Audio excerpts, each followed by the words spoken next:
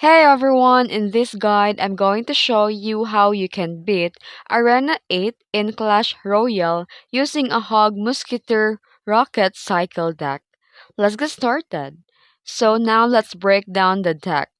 This deck runs Hog Rider, Ice Golem, Musketeer, Skeletons, Ice Spirit, Cannon, Rocket, and Zap. Hog Rider is your main win condition. He chips the tower fast and consistently, while the Ice Golem is your cheap tank for kiting troops or supporting the Hog pushes, while the Musketeer gives you a strong long-range defense from the both air and ground. The skeletons and the ice spirit keep your cycle fast and help you with the light defense. Cannon shuts down the tanks like Hog, Giant, and even the strong pushes.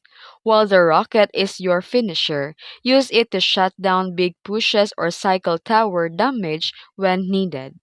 The zap clears the swarms and reset the inferno units. This is the cycle control deck, so your goal is to pressure constantly, push the hog plus ice golem while defending. You can use musketeer and cannon to stop the enemy push, then counter push again with the hog. And that's it. If this video helped you, don't forget to like and subscribe for more tutorials. Thanks for watching.